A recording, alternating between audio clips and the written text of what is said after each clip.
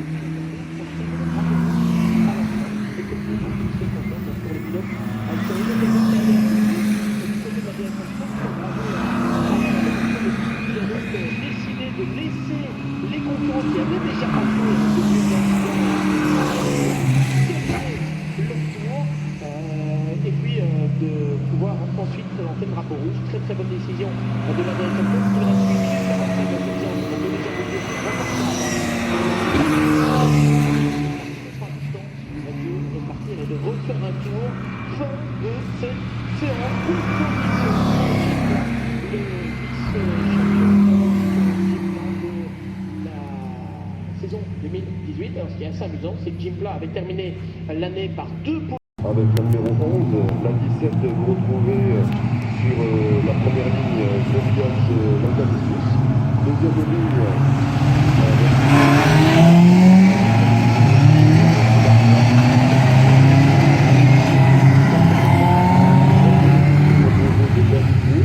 et de Sébastien Leroux.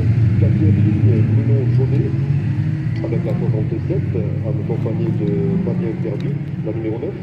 Cinquième ligne avec la 18, c'est Christophe Crest, l'homme qui a repris l'organisation de cette midget internationale.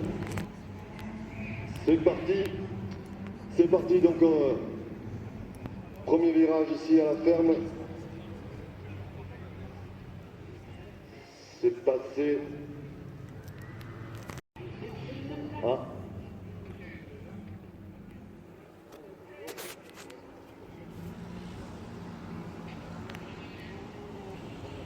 Je crois que c'est Grégoire Raymondis qui est sorti juste au virage 2. Virage Claude Fior. On va voir ressortir de Coppen. Oui, c'est bien ça, il me semble que c'est bien Grégory Mondis qui est sorti. En tête avec la 17, c'est Pobias Jean Cavicius. On est déjà au virage de l'école, au freinage. Gros freinage, on a deux voitures, une en tête une qui est sortie également au virage de l'école.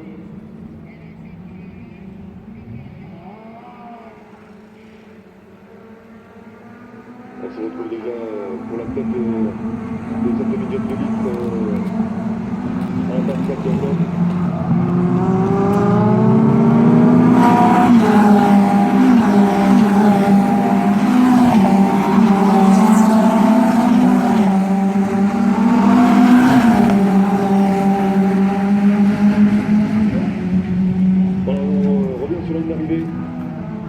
avec Pobias, la 17, la 177, c'est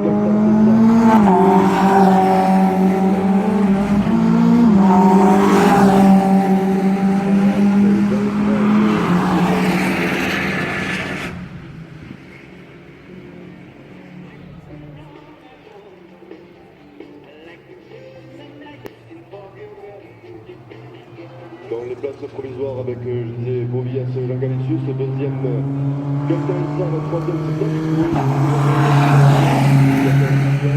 Fabien Perdu, qui est à la 5e position avec la voiture bleue.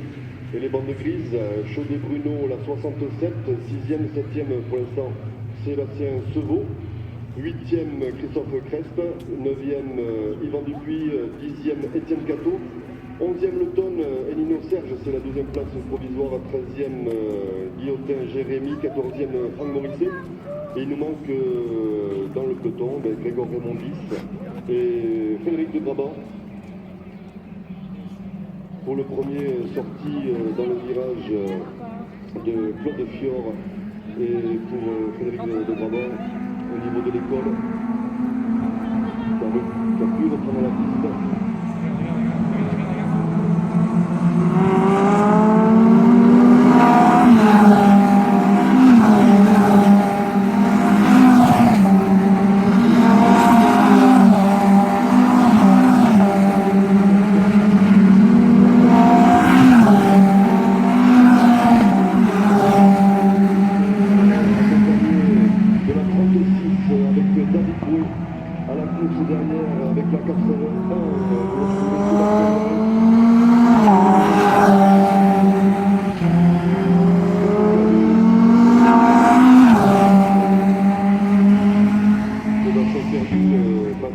Sébastien Sevaux, la 24.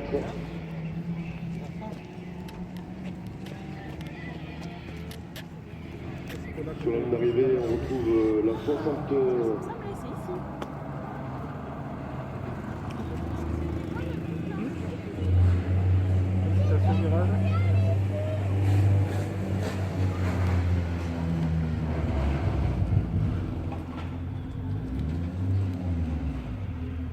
La tête de la course se trouve donc au virage de l'école avec quelques longueurs d'avance pour Pobias Jean Cavicius.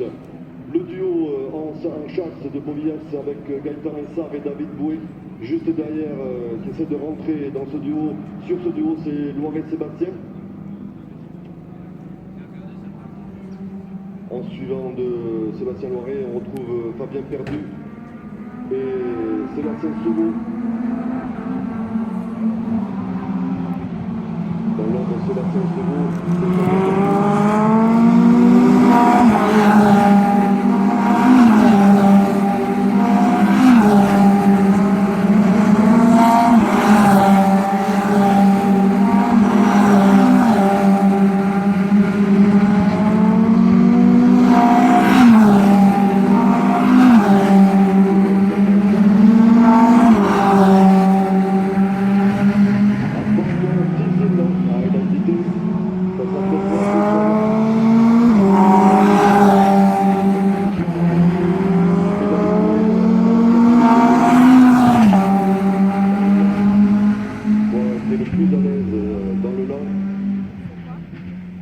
ça colle par choc hein, pour ces deux garçons. Et ça revient gentiment, tout doucement pour la 81, Sébastien Loiret, pendant que David Boué, Gaëtan Essard se tirent un petit peu la bourre.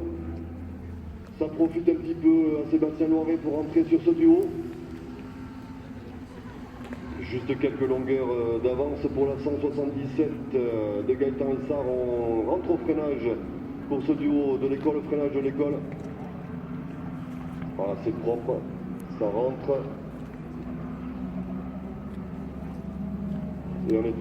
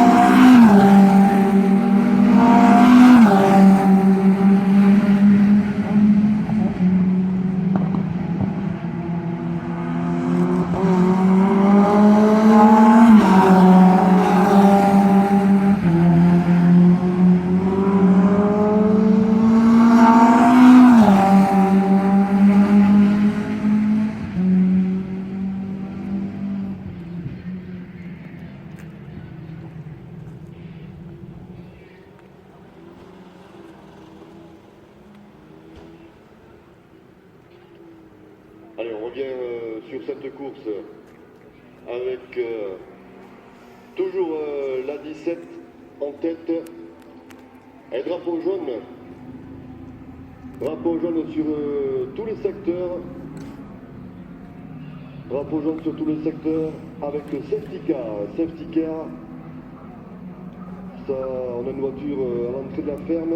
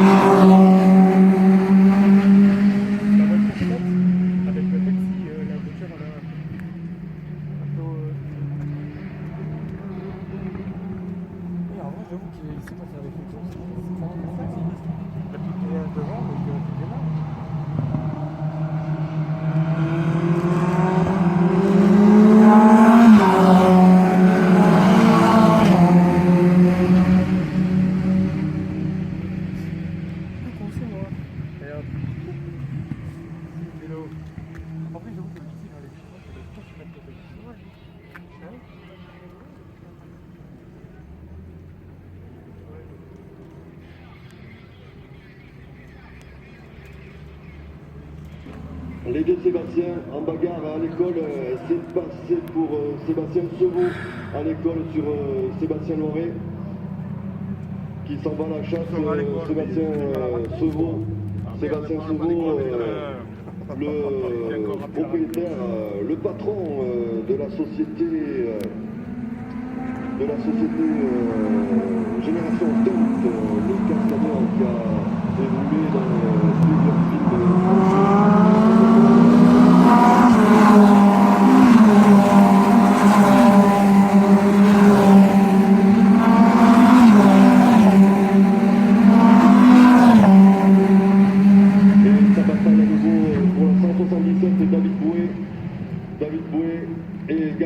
David Boué qui passe juste devant nous avec un double et on revient à l'extérieur pour Gaëtan Essard, c'est pas passé.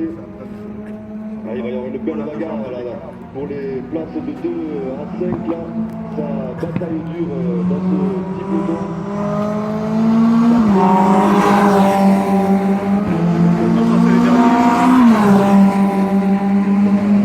Dans ce petit peloton, il y a quelques longueurs d'avance. Il fait sa course gentiment pendant que les copains juste derrière sont en train de les places avec David Boué, la table 6, la voiture noire et blanche. Juste derrière, on retrouve Sébastien Essard et second Sébastien Loiret à l'école et sa tentative à l'intérieur pour Gaëtan Essard sur David Boué, c'est passé, ça ressort et à nouveau David Boué qui en profite à nouveau d'avoir la porte ouverte de Gaëtan Essard. Et derrière, ça revient aussi pour les deux Sébastien Loiret. Et derrière,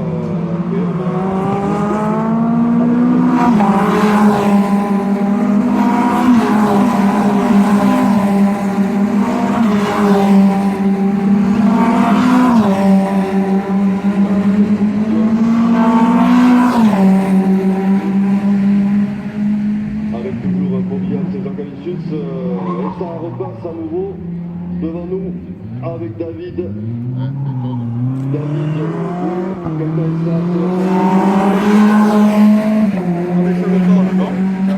C'est l'automne.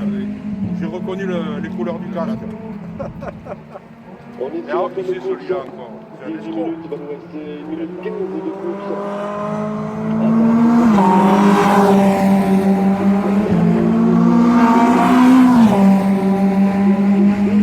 Pas encore joué avec ce groupe de 4. Si tout va bien pour Villas, ça devrait rentrer sur la première marche du podium. On va s'en assurer. Tant que le damier n'est pas franchi, la course n'est pas terminée. Ah, ça c'est vrai. Ça. Et une tentative encore de Gaëtan Essard sur David Boué à l'école par l'extérieur. David garde son instant. On est sur la courbe de Robert Dibos. Ah, ce petit groupe de 4 veut monter sur le podium, c'est sûr. Chacun veut monter sur la première marche du podium. Et ceux qui sont aussi lauréats, ils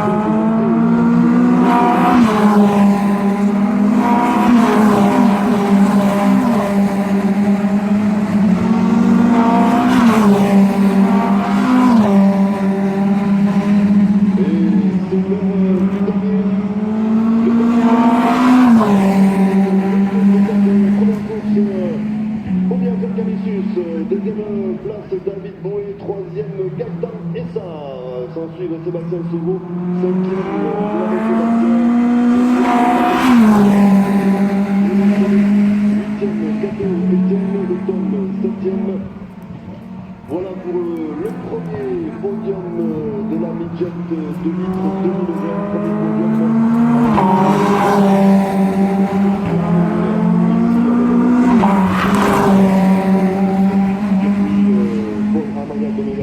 Vainqueur de la midget 2 litres, course 1, Bobias Jean Calicius, second. Qui va rester sur le carreau, alors ça s'est produit je pense, hein. Alors on va pas...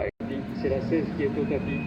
Et là, bien entendu, on cherche ce numéro, c'est Romain Leroux, hein, le jeune Leroux qui malheureusement a été victime d'un accrochage alors qu'il était à l'origine, ça on n'en sait jamais pour rien.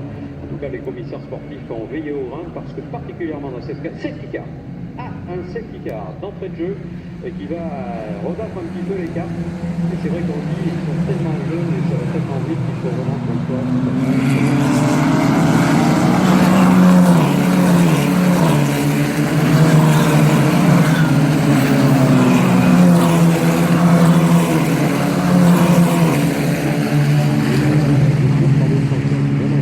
Quelquefois, c'est intéressant pour le pilote de lui rappeler qu'il y a des choses à faire et des choses à ne pas faire. Et je peux vous dire qu'il y aura des convocations tout à l'heure suite à cet accrochage sur l'attitude qui a été pas forcément belliqueuse d'ailleurs, hein, ça n'a pas forcément de lien de cause à effet, et qui en tout cas a expédié un pilote dans le gravier, ce qui est déjà dommage, évidemment. On n'est pas venu là pour regarder la course. Le tour qui, attention, il va falloir bien garder les pneumatiques Pirelli en température, c'est hyper important, on l'a dit, on le redit, on le pense sérieusement. Attention, ces premiers tours où il ne faut pas brûler les pneus, c'est-à-dire pas faire de travers, pas aller trop loin, et tout cet équilibre eh bien, doit empêcher tout de même aux pilotes qui sont derrière de pouvoir tenter quelque chose. Regardez les deux Japonais qui sont roue dans roue, pilote de Suzuka du Japon, dont un a été vainqueur de leur volant qui est organisé. On rappelle que ça s'appelle tout simplement la Racing School Suzuka. C'est un volant à l'image de ce qu'on fait chez Winfield, à l'image de ce qu'on fait chez Fleet Racing, c'est-à-dire qu'on invite après les sélections les meilleurs à se confronter sur quelques tours avec un jury qui est là. Et chez Fleet, c'est plutôt pas mal, hein, deux pilotes de Formule 1, avec Patrick Lemarié, le français, avec Jacques Villeneuve, le canadien, celui que vous écoutez avec Julien Febvre. Si vous regardez la Formule 1, et ça m'étonnerait si vous êtes là, que vous la regardiez pas de temps en temps, même si, effectivement, moi j'ai tendance à préférer cette catégorie F4, parce qu'il se passe plein de trucs, ils sont jeunes, ils ont du talent, ils ont tout simplement de l'ambition, et en même temps, on est encore pas tout à fait au pied de la pyramide, mais elle commence à se rétrécir un petit peu. Beaucoup, tous, on fait du kart maintenant, aucun doute là-dessus. Hein. Le kart est devenu le passage obligé pour accéder à quelques disciplines que ce soit du sport auto, si on veut au moins en faire son rythme. Alors, on est en train de dégager la voiture numéro 16 qui a été très loin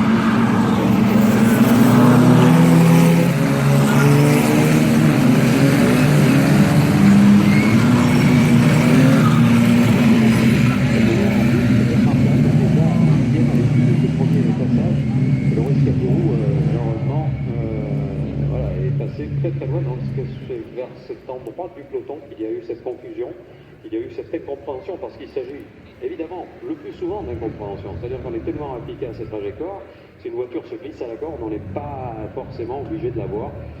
Bon, et là, c'est évidemment pas à nous de juger. Les commissaires sportifs le feront beaucoup mieux. On attend que le safety car éteigne sa rampe de feu sur le toit pour avoir la certitude qu'il va rentrer dans ce tour. Est-ce que c'est le cas? Je ne pense pas, alors qu'une voiture a réussi à reprendre la piste là-bas, à l'avant du safety car. Bon, ça sera du roulage, après tout, hein, même s'il partira avec un handicap important.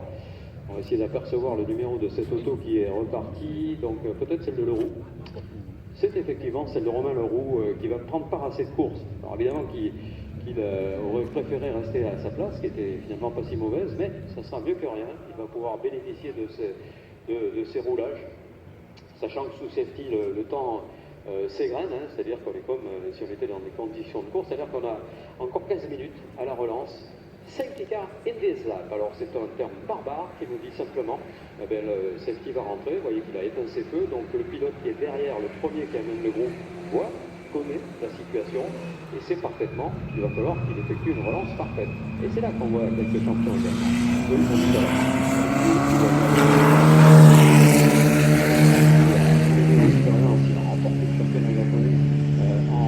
Donc évidemment c'est un avantage important, mais on pourra dire exactement la même chose d'Isaac Hadjar, Isaac qui a préservé sa place avec beaucoup de brio, de l'autorité, du savoir-faire. Au départ c'est jamais simple, attention, hein, c'est toujours un moment délicat, on restart que les voitures sont lancées. Le départ arrêté pose toujours quelques soucis, quelques problèmes, et bon départ de Sami McCunniff. Sami qui se retrouve désormais déjà à la 6e position. D'où partait-il à la 7e? Il avait une place de gagner sur un tour. C'est déjà très bien. Est-ce que ça présente d'ailleurs de ce qui pourrait être une remontée remarquable de la part du pilote français? Eh bien, on le souhaite le cœur.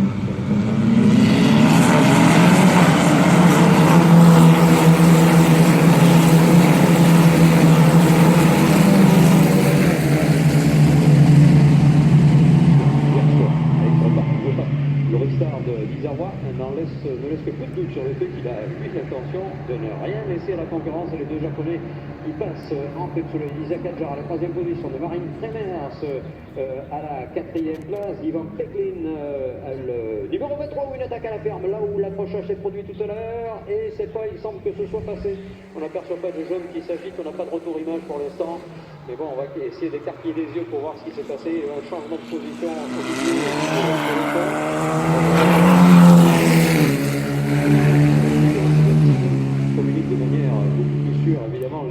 classement, mais il semble bien que Ren Sato à la deuxième position est en train d'essayer de garder, en tout cas d'aller jusqu'à l'aspiration de son compatriote pour ne pas le laisser partir naturellement. L'autre, on le sait, était les épouvantails de cette saison 2020. Maintenant, il y en a un qui nous fait plus que plaisir, c'est Isaac Adjar, qui est quand même le seul Français dans le top 5. Mektouli était quand même non plus à la 6e position. On va essayer de voir au secteur numéro 2 s'il y a eu des changements. On n'a pas d'autre alternative pour regarder. On a toujours en tête le meilleur secteur de courage. C'est vrai que vous avez apparu. Là, on est en train de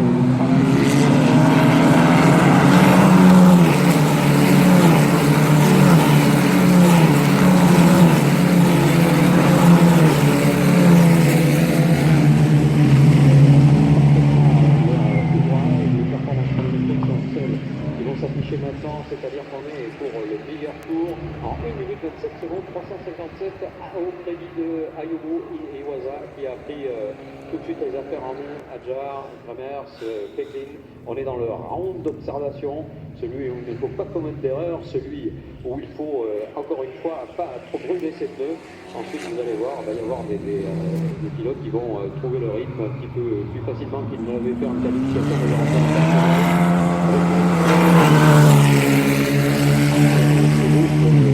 de Noirdy, de Bienvenue, de Daniel Ligier, de Loris Cabirou. Alors Loris qui a tourné en 1.29.0, qui est sans doute retenu un petit peu pour l'instant par ce groupe-là, parce qu'il a une capacité, un potentiel qui le placerait logiquement un petit peu mieux que cela, alors qu'une voiture va rentrer ses têtes d'euro. La voiture n'est pas sortie complètement indemne de cet approchage, donc il est préférable de rentrer, préférable d'aller vérifier, de checker cette voiture pour être sûr qu'il n'y a pas de problème majeur. Il suffit qu'un triangle est souffert et la voiture est tellement visible. Ce sont des voitures pas beaucoup, c'est rien, car elles sont dédiées à la compétition, uniquement à ça, donc la bonne situation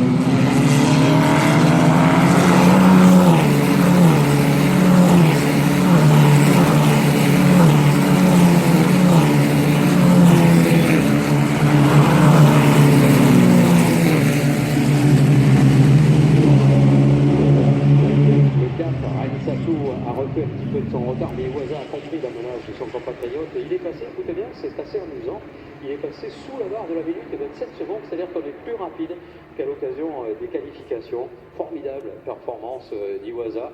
Franchement, on nous l'avait dit quand on est arrivé, on nous avait dit, vous allez voir, les deux Japonais, c'est vraiment des gens exceptionnels. On nous disait même qu'ils avaient des comportements sportifs parfaits, et ça c'est quand même à mettre à leur crédit une fois de plus. Et on connaît leur attaque, hein, les comportements kamikazés qu'on a connus quelquefois en moto GP par exemple avec quelques pilotes de cette nation sont révélateurs mais de plein d'autres choses, c'est-à-dire de leur esprit, de leur envie d'être devant tout simplement. Mais encore une fois, ça se fait le plus souvent dans des conditions sportives enviables. Voilà, pour l'instant, le peloton s'est étiré. À ce moment de la course, c'est assez naturel, on est au cadre de la mi-course, sachant qu'il y a grande partie la première partie de la course qui a été amplifiée par cette intervention légitime du syndicat qui a permis de dégager la voiture de Romain Leroux. Et là,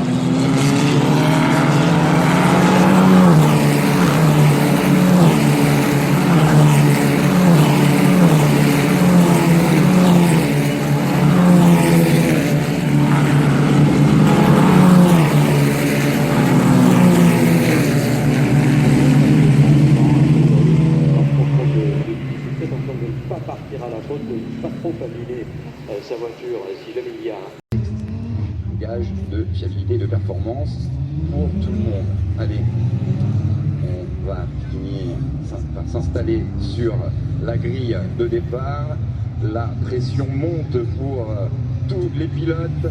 Cette première course de la saison 2020, une saison particulière, l'occasion aussi, hein, en particulier, on se rappelle quelques gestes barrières. Lavez-vous très régulièrement les mains, toussez ou éternuez dans votre coude ou dans un mouchoir que vous jetterez, vous évitez les embrassades et bien sûr vous gardez absolument votre masque, c'est très important.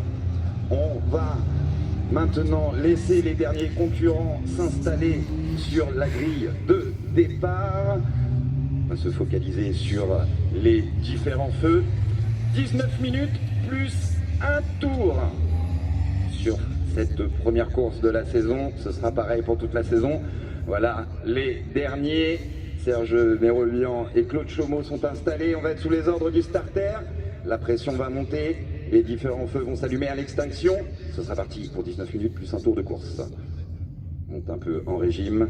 On a calé la première. On garde l'embrayage. C'est la grande pression que tout le monde parte directement sous les ordres du starter.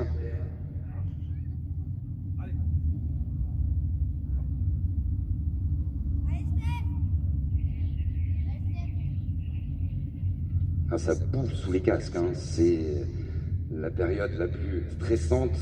Attention au premier virage, on sait que le peloton Sprint Cup Feuillot peut des fois être un peu turbulent, mais ils sont tellement contents de se retrouver.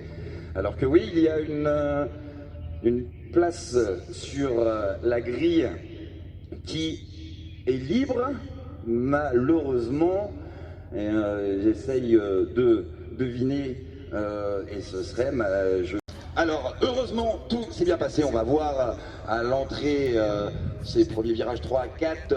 On sait que c'est un peu, ça fume un petit peu, mais tout le monde semble passer sans encombre. Oh là, derrière, ça monte 3 à 4 de front. Je distingue Hugo Condé. Derrière lui, il y a Marc-Antoine Danielou qui essaye de reprendre. Alors que déjà, le leader est dans la ligne droite. Le Gonel de Lemier est passé deuxième. Stéphane Codet est à son aspiration. Va-t-il pouvoir déboîter? Ça va être un peu juste. Non, il est un peu loin. Derrière, ça s'étire. On commence à se montrer. On se positionne devant l'un et l'autre. On essaie, attention, ce premier virage, il faut être... Oh, ça fume, ça allume les pneus dans le fond.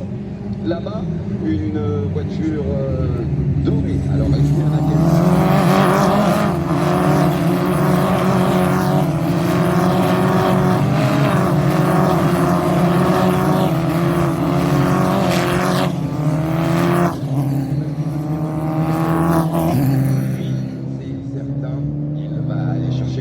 il a le couteau entre les dents, le double champion 2011-2017 qui roulait en LMP3 il n'y a pas si longtemps, qui est coach aussi. Devant, on va boucler ce premier tour avec Aurélien Romino, son équipier Gonel de Lemier, Stéphane Codet qui ont creusé l'écart derrière.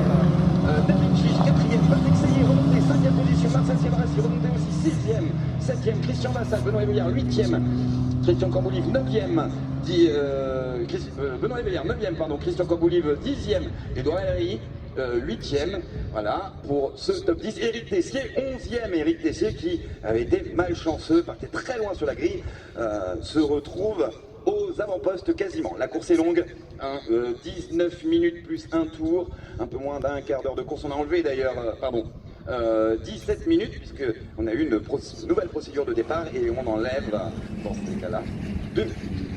Ce qui correspond à peu près à un tour. Donc 17 minutes plus un tour sur cette première course. Derrière, on le voit au bout de la ligne droite, ça se cherche, ça se montre, mais ça garde un petit peu aussi, c'était, il me semble,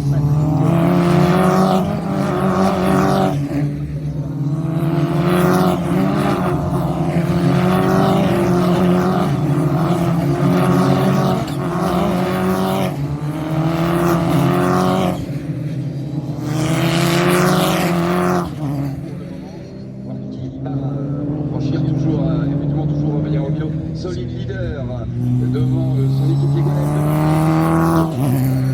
On creusait réellement l'écart sur David Chiche, 4e. Ouais, on le voit directement un écart, même Aurélien Romino est devant. Aurélien Romino d'ailleurs l'homme le plus rapide en piste. Derrière, on a quelques petits groupes, alors que ouais, Marc-Antoine Danielou semble vraiment avoir un problème. Là, Hugo Condé qui lui profite pour doubler sans doute 2 pilotes. On voit Marc-Antoine Danielou qui entame sa remontée 12e, qui était parti loin. Hugo Condé qui a pris le meilleur. Et Marcel Siebarassi qui est à la 11e place, qui lui retient un peu ces 2 pilotes du HMC Racing. Alors on va voir dans la ligne droite toujours les 3 leaders dont l'écart semble être stabilisé. 1 seconde 5 entre le premier et le 3e. Derrière, David Chiche est un tout petit peu tout seul, mais Patrick Sellier, Marcel Siebarassi et Edouard Herry sont en pleine bataille. Marcel Siebarassi qui prend le meilleur sur Patrick Sellier au bout de la ligne droite. Patrick qui tient et du coup c'est les 2 pilotes sont passés.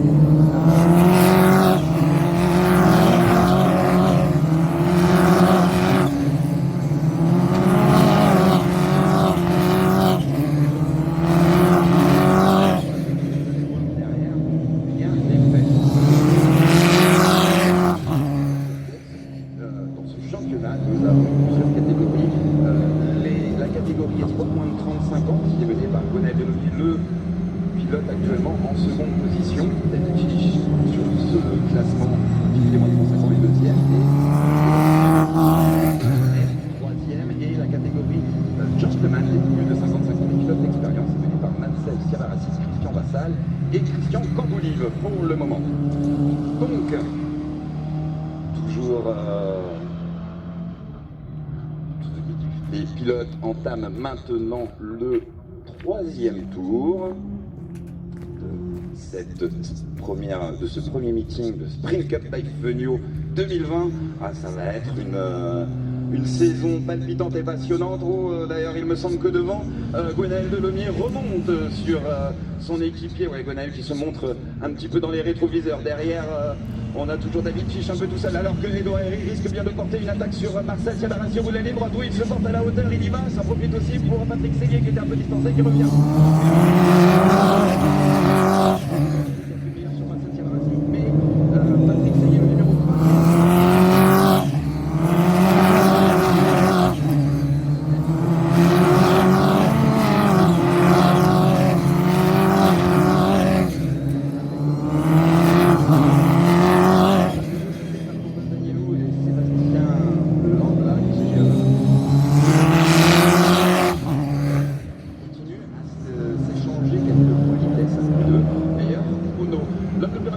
Pour le moment, à l'instant, vient d'être Aurélien Robineau, c'est Gwenaël Delomier au tour précédent. C'est pas fini. Voilà. On a donc Edouard Herry, Marcel Sciavarassi, Patrick Séguier qui viennent de franchir la ligne, qui vont encore s'en donner à cœur joie. On voit Marc-Antoine Daniel, ça y est, qui commence à entamer ça. Peut-être même encore la seconde place, là où il était parti à l'issue des qualifications. Sentir qu'il a le couteau entre les dents. Le pilote breton du HMC Racing. Les écarts se stabilisent un petit peu en tête. Voilà, on les voit tout à l'heure. Gwenaël Delomier était un tout petit peu plus proche. Et là, Aurélien Robineau a remis un peu d'accélérateur pour creuser l'écart. Derrière, quatrième David Fish tout seul. Il semblerait qu'Edouard Herry et creuser l'écart sur Marcel Sciavarassi. Oh, Patrick Séguier qui va tenter sur Marcel Sciavarassi.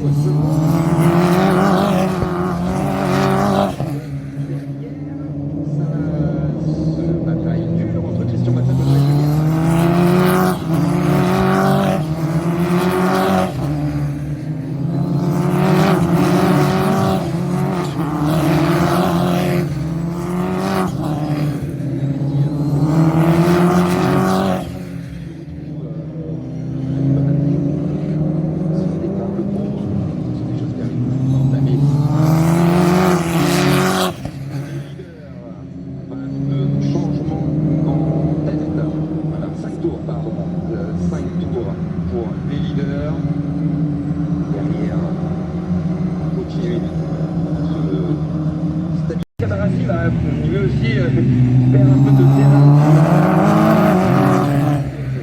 Remonte, pardon. Alors que là, on commence à remettre un petit peu d'accélérateur. Alors que Sébastien Lamblat est signalé arrêté au virage.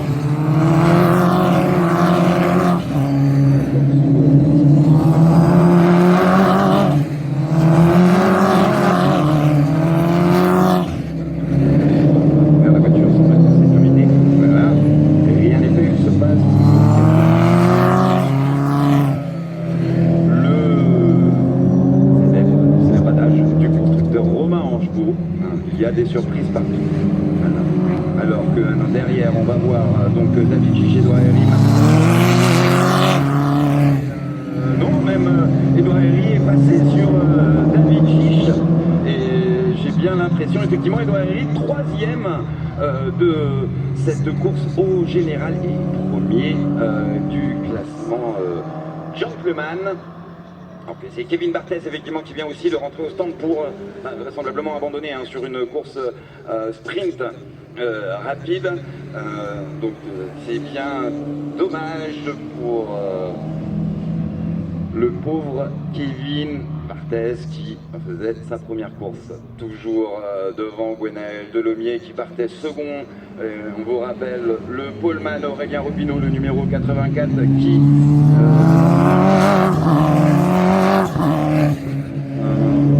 jaune. cette sortie. Effectivement, ce matin, ça sentait aussi un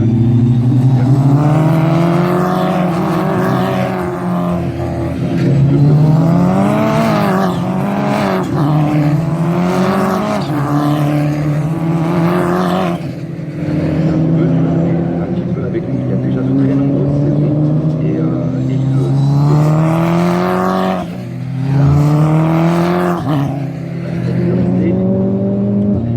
a tenu à venir et à prendre cette saison 2020 avec beaucoup d'entrain. Toujours Edouard Herry donc qui est troisième. Oh Marcel qui n'est plus pour le moment, n'est pas encore passé. Les pilotes sont montés. Décidément, qu'est-ce qui s'est passé? On a une voiture aussi qui est au virage numéro 10 qui est arrêtée, donc qui est dans le bac à gravier, semble pas être abîmé. On va voir safety car pour les 2 minutes 30 extraordinaire. Ça va être à voir une voiture qui est en très très mauvaise posture, notamment la Dunlop quasiment sur la trajectoire. Il va falloir faire très attention. Safety car. 2 minutes 10 encore. Discret, vraiment un type qui mérite beaucoup d'admiration et d'intérêt. Vous verrez qu'il partagera son volant avec son coéquipier dans la même équipe. On trouvera donc Thomas Laurent pour effectuer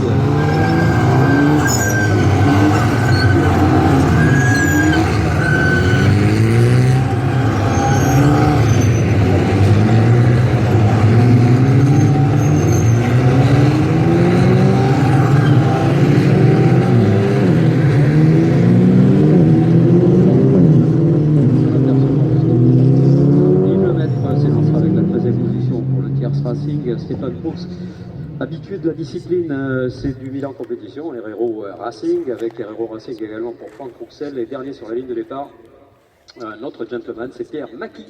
Voilà les voitures qui vont se présenter à nouveau. On reconnaît cet ancien paddock, on l'appelle comme ça, même s'il est évidemment toujours utilisé. On va passer sur l'ancienne ligne de départ, par contre, à ce moment précis où arrivent les voitures devant l'ancien tour. Alors, on verra, il y a beaucoup de choses anciennes, ça veut dire qu'il y a beaucoup de choses nouvelles également, et surtout les infrastructures de Nogaro qui sont absolument géniales.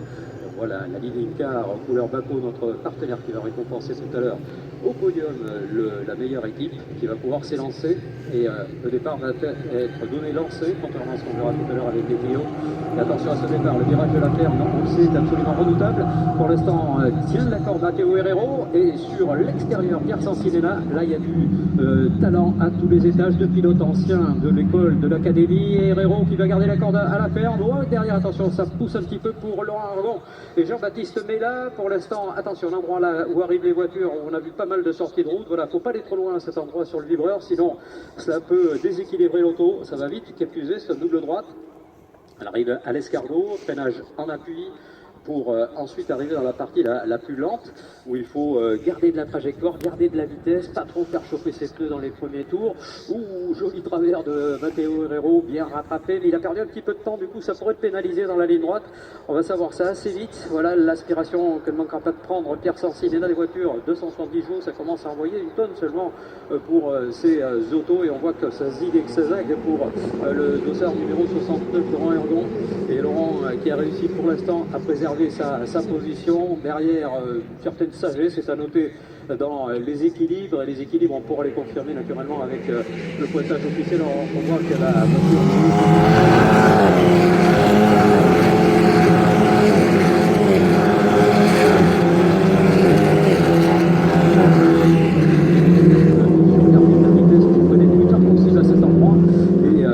du gaz là pour la numéro 69, clairement il y a vraiment une certitude sur le fait que tel ou tel pilote soit à même ou non de pouvoir creuser l'écart. Pour l'instant ça n'est pas le cas, tant mieux pour nous qui sommes spectateurs de tout cela. La course va être longue, on est pratiquement sur le demi-format du fait, on va l'appeler de cette manière, c'est le meilleur pour ces pilotes. C'est quand même assez chaud encore, et la capacité est essentielle pour arriver à performer. Hernand, très bon départ de Laurent Hernand. Cette année, on savait qu'il était très vite, le garçon, pilote essayeur. de son état, pilote de GT également. Mais alors, quelle classe! Alors que l'image apparaît Pierre Sancinena, justement, il a vu que de nous montrer ce talent incroyable. Par contre, je me demande si la voiture n'est pas un petit peu déséquilibrée par cet élément de carrosserie qui est en train de retenir un petit peu la voiture. Hein. Je pense que dans la ligne droite, il va être pénalisé au niveau aéro. On saura ça très vite. Urgon, attention derrière aussi parce que ça chauffe pas mal avec Marc Guillot, triple vainqueur de la Clio Cup. Et puis derrière, en embuscade, on a Jean-Baptiste Mella, mais Marc Guillot a fait un très très bon start. Attention, Marc va essayer par l'intérieur, ça se passe pas pour l'instant. On sait qu'il faut quelques tours pour que le grip soit maximal. Il faut aussi comprendre cette piste, l'apprendre, savoir la lire, parce qu'à chaque fois il y a des évolutions qui sont très importantes au niveau du grip, en fonction des températures. Cette piste qui a été lavée cette nuit, ce matin, je pense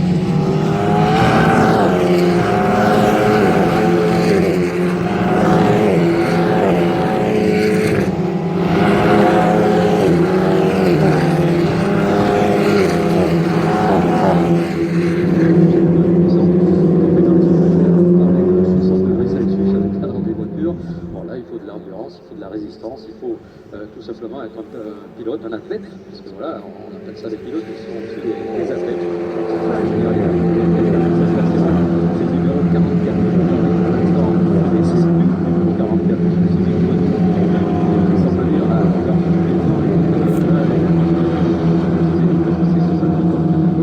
et c'est le numéro 21 qui 31 plutôt, c'est numérique. Alors ça semble bien parce que je crois qu'ils sont ensemble dans la vie, hein, donc j'espère que ça ne va pas générer de problèmes conjugaux. Non, a priori ça devrait bien se passer, même si Lilou, on le sait, elle a un talent grand comme ça, c'est vraiment quelqu'un d'exceptionnel.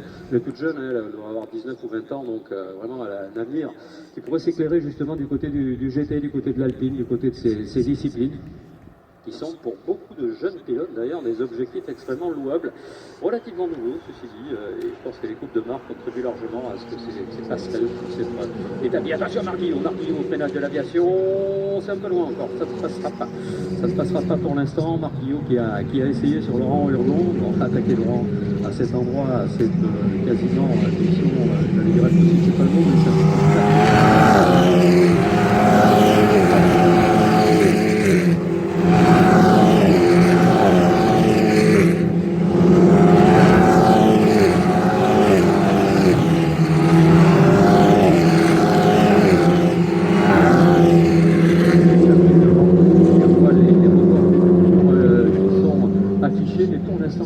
des plus rapides, c'est Mella, c'est la voiture orange qu'on aperçoit au 4e rang. Il est pour l'instant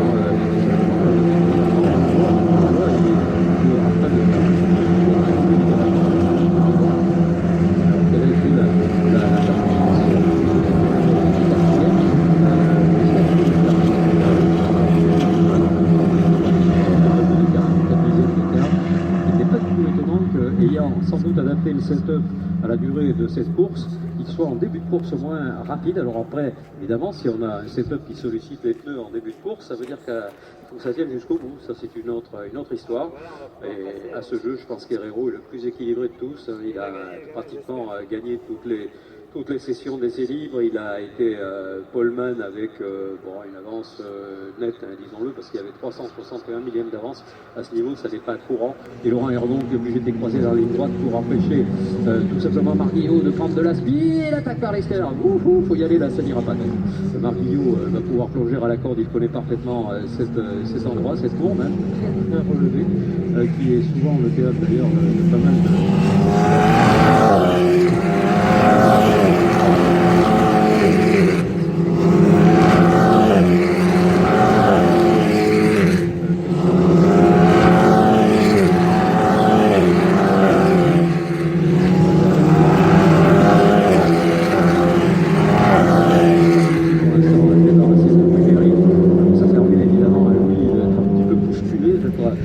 d'être obligé d'aller un petit peu plus loin dans ses limites. Et puis le tour du gentleman, sans oublier la féminine Julia Carlos, la polonaise, ça sera bien. Et du côté des gentlemen, donc c'est bien pourquoi le temps et après les grands hauts, après il y a un effort assez compliqué. C'est vrai que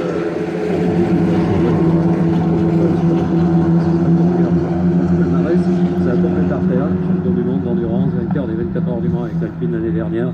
Et c'est Thomas Laurent qui prendra le volant demain L'un et l'autre sont des pilotes très valeureux. Il nous manque Pierre Rague, qui aurait pu constituer la dernière partie du triptyque qui va permettre, on l'espère, en tout cas à Alpine d'être à nouveau titré champion du monde cette saison. Pierre Rague qui est retenu par ses obligations de rallyman. Ce n'est pas des obligations, c'est un plaisir pour lui que de concourir également en rallye. Et là, le freinage, super freinage de Marc Guillot, Marc à la corde, et voilà, l'exter, magnifique exter, mais ça ne se passe pas.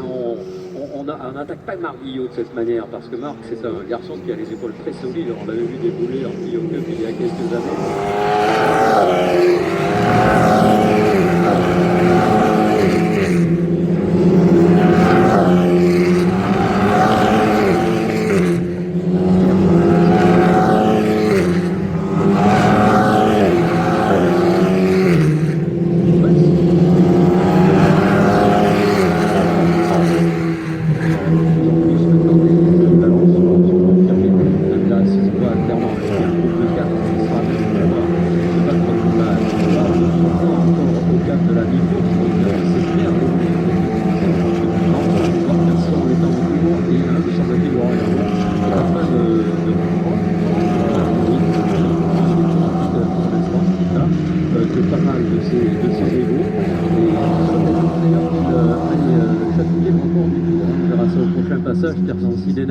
Pareil pour améliorer son temps, donc oh, et là ça a été juste, et là il faut beaucoup d'expérience, hein, mais là par l'extérieur ça ne passe pas, les voitures qui étaient à quelques millimètres l'une de l'autre, il n'y a pas eu la moindre rayure, ça serait dommage vous me direz, pour autant eh bien l'un et l'autre se connaissent, s'apprécient, se respectent, et on le sent, on le voit à travers leur posture. Alors j'espère qu'en disant ça, ça ne va pas changer, il n'y a pas de raison que ça soit le cas. Allez, mais là on n'en voit qu'une au bout de la ligne droite, mais là va se jeter par l'extérieur, mais là il n'y a aucune solution, à moins d'un blocage de roue, pourquoi pas de Marc Guillot.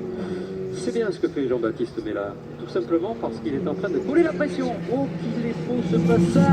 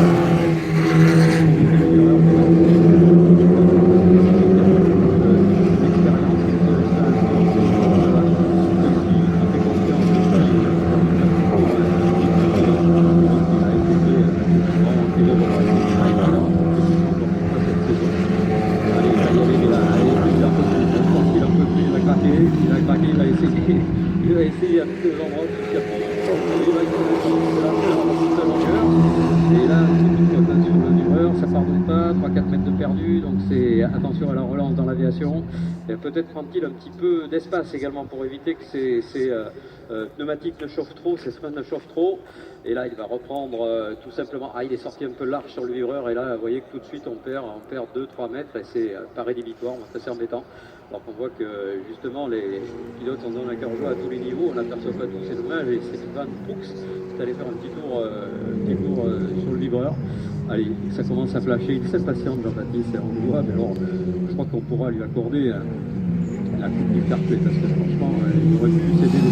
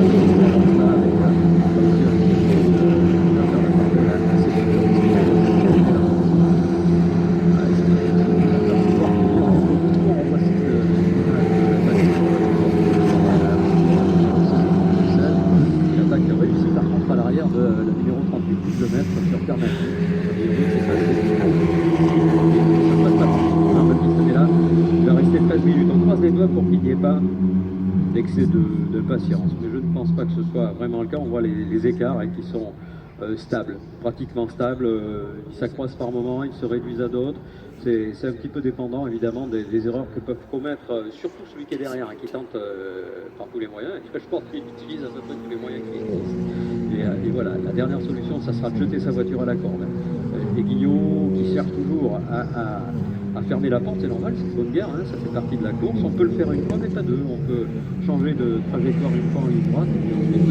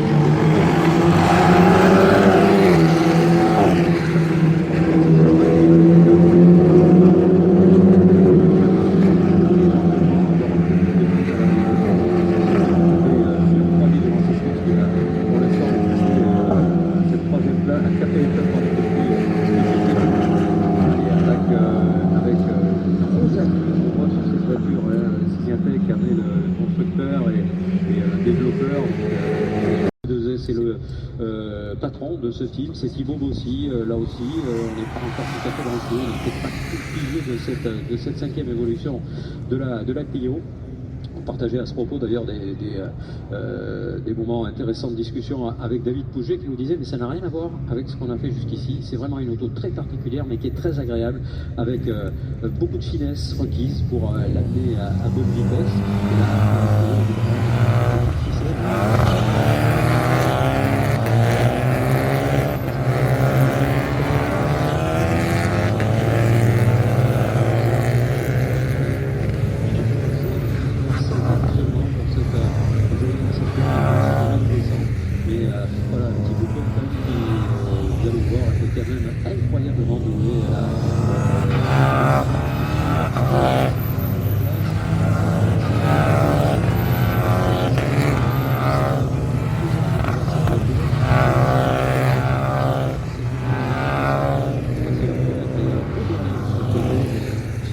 C'est encore mieux.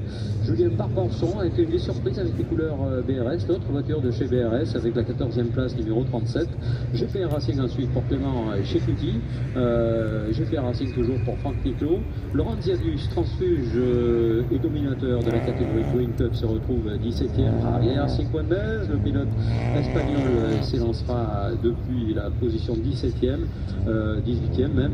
19e pour la place occupée par Jérémy Bordagaray, un petit peu plus loin TECM, donc pour la troisième composante de cette équipe. Un petit peu plus loin, on trouvera Ridal, on trouvera Chey, on trouvera Carré. Là, c'est des qualifs assez difficiles pour cette équipe.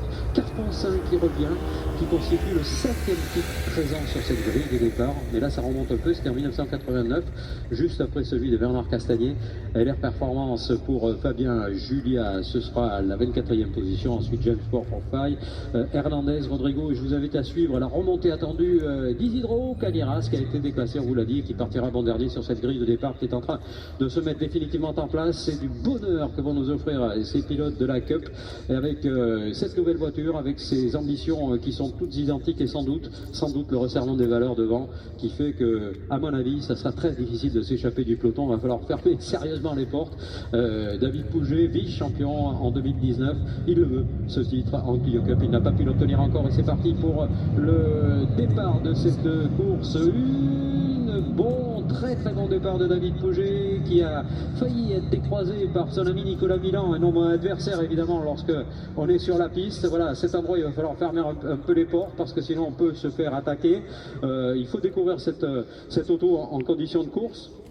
Jamais personne n'a roulé là-dedans avec les conditions de course, donc attention, tout le monde est ravi de son comportement. Encore une fois, un moteur pétillant, une voiture beaucoup plus légère, avec là aussi des ambitions qui seront celles de ménager les pneus. Attention à Jurado, elle attaque sur la corde de l'extérieur, sur Alboui qui ressort un petit peu mieux, donc ça va rester comme ça pour la numéro 25, qui va pouvoir préserver sa position de 5e pour le moment. Et regardez, ça croise, ça décroise, ça tricote dans la ligne droite. David Pouget qui est obligé de tenir la corde avec Nicolas Milan à l'extérieur. Nicolas Milan qui va sauter sur les freins, mais les deux sont de valeur absolument comparables. incroyable, et ça reste devant. Ça reste devant pour David Pouget, mais ça a bien failli pour Nicolas Milan. Et là, c'est là qu'on voit l'expérience. Hein. Normalement, si on est maladroit, ça ne passe pas, mais là, ça passe, pas de problème. Et Jurado qui fait une course remarquable. Jurado depuis la 3e position.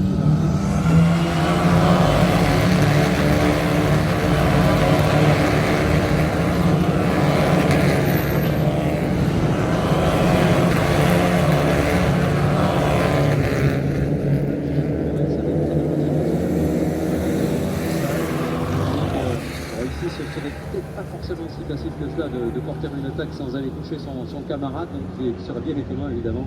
Et la coupe nous a habitués à ce genre de situation, qu'on n'ait pas quelques touchettes avant la fin. Je ne souhaite pas forcément d'ailleurs.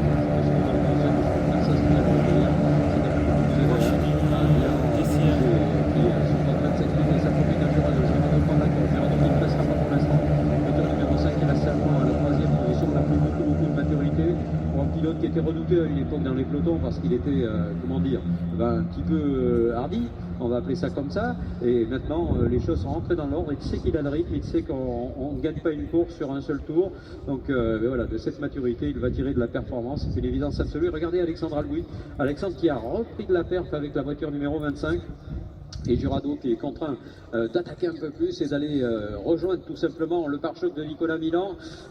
Quel beau trio, quel beau quatuor, quel beau quintet, puisqu'à la 5e position on a un Mathieu Dan Poudin sur ses terres, absolument déterminé pour aller chercher une belle position. On a également à suivre les performances de ceux qu'on attend au virage, hein. C'est le cas des juniors avec Romain Beauclerc, qu'on a été surpris de voir arriver dans la Clio Cup. Romain qui est un pilote de monoplace en championnat de France S4 et qui a la bonne idée parce qu'il y a des passerelles, mine de rien, l'attaque de Jurado sur Pouget, ça ne passe pas pour l'instant.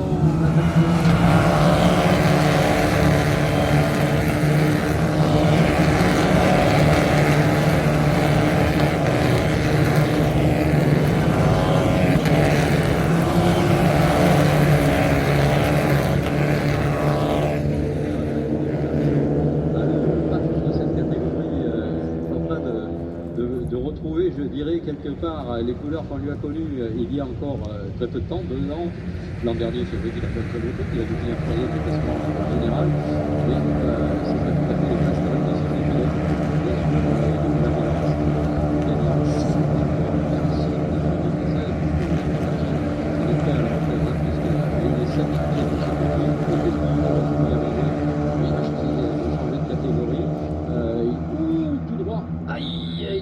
Qui tape fort, c'est chez Cutie qui malheureusement a abîmé la belle, et pas qu'un peu, hein, la voiture a tapé très violemment côté droit. Donc là, les cervicales, attention, il va falloir regarder évidemment côté médical qu'il n'y ait rien de cassé. Ça s'est produit à grande vitesse dans le virage de la ferme, un endroit où il fait pas bon sortir de la piste naturellement. Et à l'image, on voit ça, voilà, safety car, très logique, très normal. On va d'abord s'assurer que le pilote n'est pas touché, n'est pas blessé, ralentir la meute, ce qui n'arrange pas, bien entendu, ceux qui avaient réussi à creuser un écart. Pilote, ok, bonne nouvelle, très très bonne nouvelle.